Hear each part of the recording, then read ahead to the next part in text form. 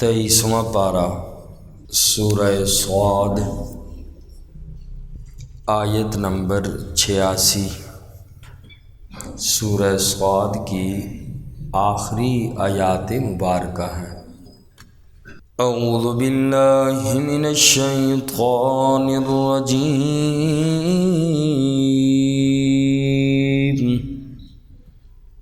بسم اللہ الرحمن الرحیم، قل ما اسألکم علیہ من اجر وما انا من المتکلفین،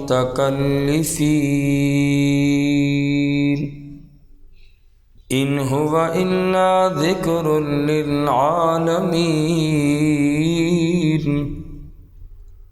وَلَتَعْلَمُنَّ نَبَأَهُ بَعْدَ حِينٍ۔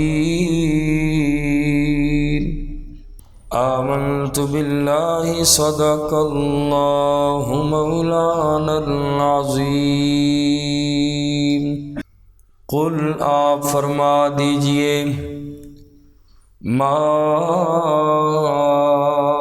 اسألکم، میں تم سے سوال نہیں کرتا، علیہ اس پر، من اجر کسی اجر کا، وما انا من المتکلفین،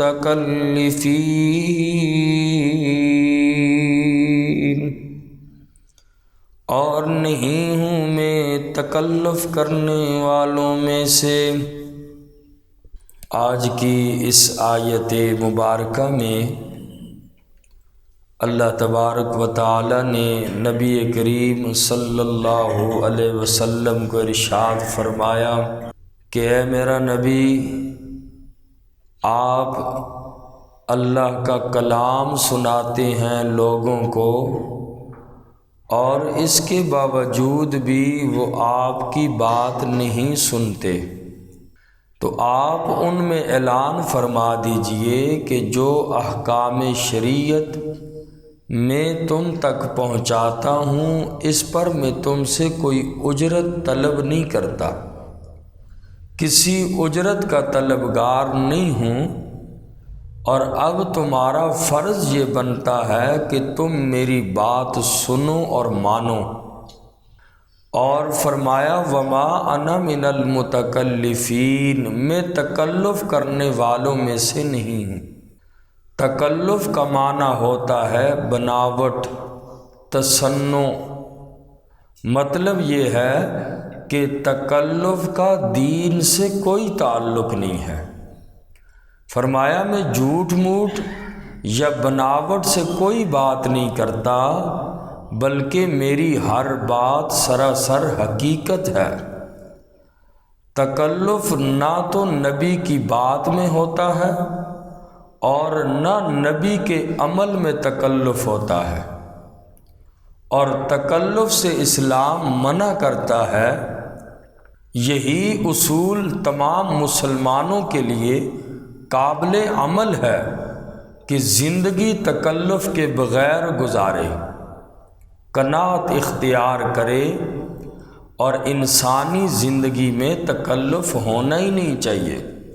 آج تو حقیقت سبھی چھپاتے ہیں، کامیاب وہی ہے جسے جو مل جائے اس پہ راضی ہو جائے، قناعت اختیار کرے، لوگوں کے سامنے اپنی حقیقت رکھے انسان، بناوٹ اور تصنع کا کوئی فائدہ نہیں۔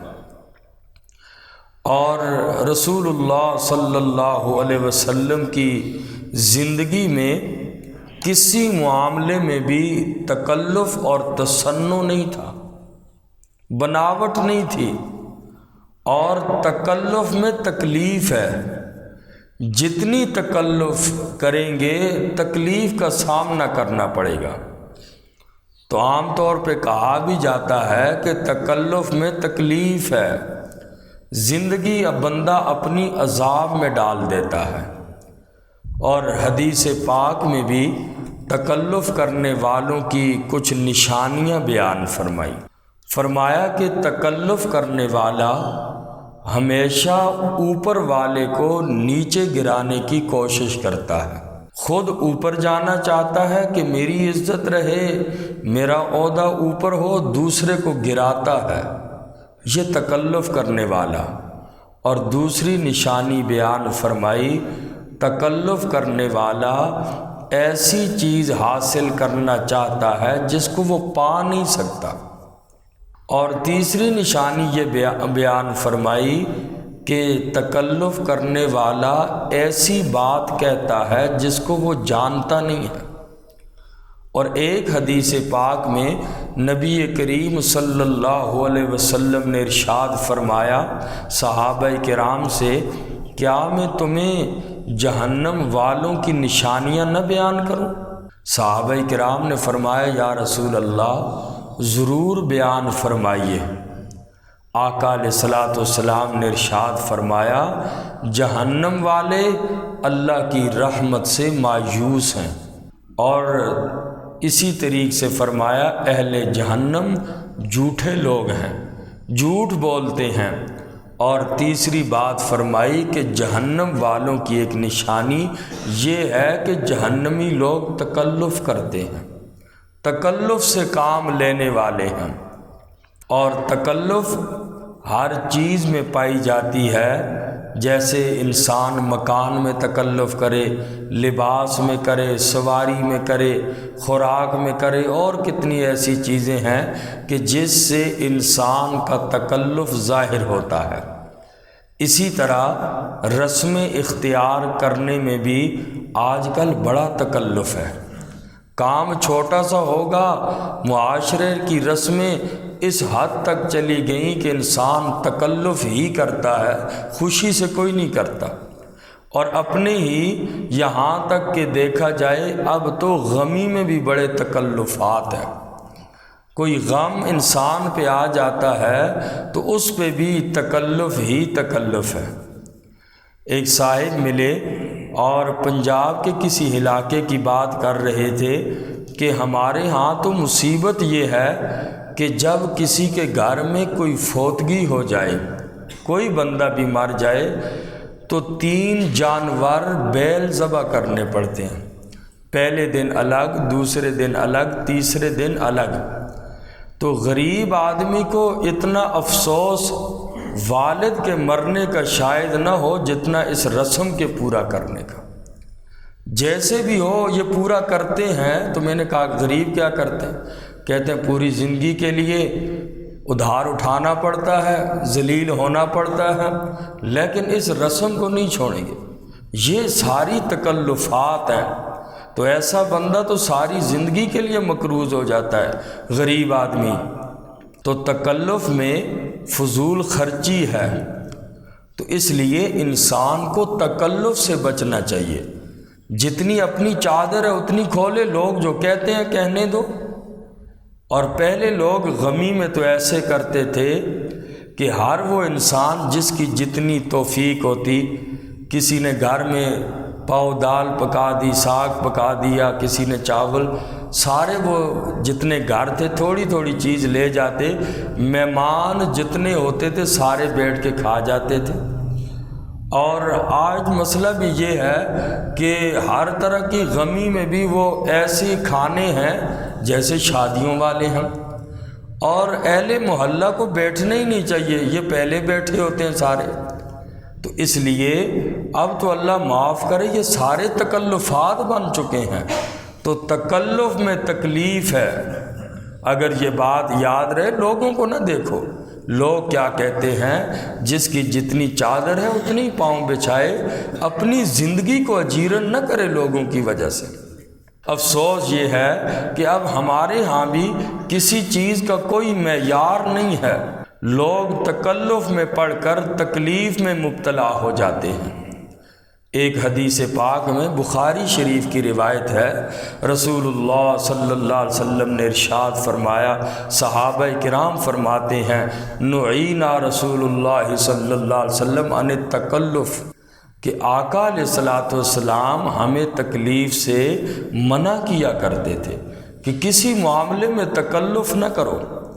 حضرت جابر رضی اللہ تعالی عنہ کے پاس صحابہ کرام کی ایک جماعت آئی اور حضرت جابر رضی اللہ تعالی عنہ نے ان کی مہمانی میں روٹی اور سرکہ پیش فرمایا اور ان صحابہ کرام کی جماعت سے فرمایا کہ کھاؤ اس کو، روٹی اور سرکہ، اور فرمایا کہ میں نے رسول اللہ صلی اللہ علیہ وسلم سے یہ بات سنی ہے کہ آقا علیہ الصلوۃ والسلام نے ارشاد فرمایا کہ سرکہ بہترین سالن ہے، اور پھر فرمایا کہ بے شک اس آدمی پر ہلاکت ہو کہ اس کے پاس اس کے بھائیوں کی جماعت آئے، اس کے پاس کوئی لوگ آئیں اور وہ اپنے گھر میں موجود کھانے کی چیزوں کو پیش کرتے ہوئے ان چیزوں کو حقیر سمجھے،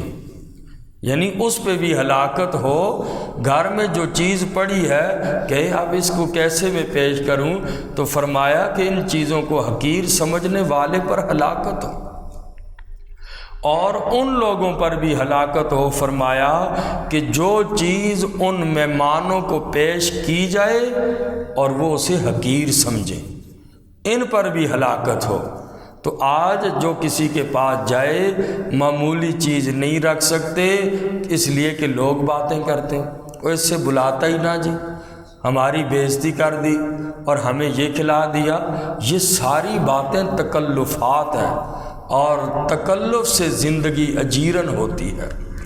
تو یہ احادیث پاک، اس کے علاوہ بھی بہت سی احادیث مبارکہ ہیں جس میں تکلف سے منع کیا گیا ہے۔ تو آقا علیہ الصلوۃ والسلام نے بھی ارشاد فرمایا وما انا من المتکلفین، میں تکلف کرنے والوں میں سے نہیں ہوں۔ ان هو الا ذکر للعالمین، نہیں ہے یہ قرآن مگر نصیحت ہے جہان والوں کے لیے۔ قرآن کریم سراپا نصیحت ہے، جو اس کو قبول کرے، اس پر عمل کرے گا، وہ انسان بن جائے گا اور اس کی حیوانیت ختم ہو جائے گی۔ اور آج جو انسان بھیڑیا بن چکا ہے تو یہ قرآن و سنت سے دوری کی وجہ سے ہے۔ رسم و رواج کو تو گلے لگایا، قرآن و سنت کی زندگی سے دوری۔ زبان پہ دعوے محمد الرسول اللہ صلی اللہ علیہ وسلم کی محبت کے ہیں، لیکن آقا کے طریقوں کے مطابق زندگی نہیں ہے، قرآن و سنت سے دوری ہے۔ اس لیے بشکل انسان لگتا ہے، شکل سے انسان اور اندر انسان کا بھیڑیا ہے۔ ایک حدیث پاک میں بھی فرمایا، مسلم شریف کی روایت ہے، رسول اللہ صلی اللہ علیہ وسلم نے قیامت کی نشانیوں میں سے ایک نشانی بیان فرمائی کہ لوگوں کی شکلیں تو انسانوں جیسی ہوں گی، انسانوں کی کمی نہیں ہوگی، انسان لگیں گے شکلوں سے، وَقُلُوبُهُمْ قُلُوبُ الذِّنَابِ، لیکن ان لوگوں کے دل بھیڑیوں کی طرح ہوں گے، ایک دوسرے پہ چھپٹیں گے اور چھینا چھپٹی ہوگی، شکل انسانوں جیسی ہوں گے، دل ان کے بھیڑیوں جیسے۔ یہ قیامت کی نشانی ہے۔ آج جو افراتفری کا دور ہے اور بھائی بھائی کا دشمن ہے، یہ کیا بھیڑیے نہیں تو اور کیا ہے؟ قلوبہم قلوب الذناب، آقا نے فرمایا ان کے دل بھیڑیوں جیسے ہوں گے، موقع ملے گا چیر پھاڑ ڈالے گا۔ تو اللہ کریم نے بھی فرمایا ان هو الا ذکر للعالمین، قرآن کے قریب آ جاؤ، یہ قرآن نصیحت والی کتاب ہے اور یہ قرآن پورے جہان والوں کے لیے نصیحت ہے۔ اور فرمایا وَلَتَعْلَمُنَّ نَبَأَهُ بَعْدَ حِينٍ، البتہ تم ضرور جان لوگے اس کی خبر ایک وقت کے بعد۔ ابھی تو قرآن کی حقانیت تم پہ واضح نہیں، قرآن کو کوئی اہمیت نہیں دیتے، فرمایا کہ اس کی حقانیت ایک وقت کے بعد، کچھ عرصے کے بعد تم ضرور جان لو گے۔ اور جن چیزوں کی یہ قرآن خبر دیتا ہے، قیامت آئے گی، حساب و کتاب کا دن ہوگا، رب کے سامنے پیشی ہوگی، جنت اور جہنم بھی برحق ہے، اللہ کو جواب بھی دینا ہے، اس کی حقیقت معلوم ہو جائے گی آنکھیں بند ہونے کے بعد۔ آنکھیں بند ہونے کے بعد ہوا بھی پتہ چلا وَلَتَعْلَمُنَّ نَبَأَهُ بَعْدَ حِينٍ، ابھی آنکھ کھلی ہے، قرآن کے بارے کی حقانیت کا پتہ نہیں۔ قرآن کہتا ہے وَلَتَعْلَمُنَّ، البتہ تم ضرور جان لو گے، ابھی نہ صحیح، نَبَأَهُ بَعْدَ حِينٍ، ایک وقت کے بعد قرآن کی حقانیت سمجھ آئے گی۔ اور وہ کون سا وقت ہے؟ آنکھ بند ہونے کے بعد کا وقت ہے۔ پھر تو انسان افسوس کرے گا زندگی کے ایک ایک لمحے پر، اور زندگی کے ایک ایک گناہ اللہ اس کے لیے حسرات علیہ، پشیمانی کا سبب بنا دیں گے۔ افسوس کرے گا کاش دنیا میں کیا کر بیٹھا، کاش کیا کر بیٹھا، ہائے افسوس۔ افسوس ہی کر سکتا ہے پھر، لیکن اس کے بعد ہو کچھ نہیں سکتا۔ لہٰذا اس وقت سے پہلے پہلے ان هو الا ذکر للعالمین، قرآن نصیحت والی کتاب ہے، اس سے نصیحت حاصل کر لو۔ قرآن یاد دہانی کروا رہا ہے، کل افسوس نہ کرنا پڑے، اس لیے ان هو الا ذکر للعالمین، یہ قرآن نصیحت ہے جہان والوں کے لیے۔ ابھی نہ جانے وَلَتَعْلَمُنَّ نَبَأَهُ بَعْدَ حِينٍ، البتہ ضرور جان لو گے اس کی خبر ایک وقت کے بعد۔ اللہ مجھے اور آپ سب کو عمل کی توفیق۔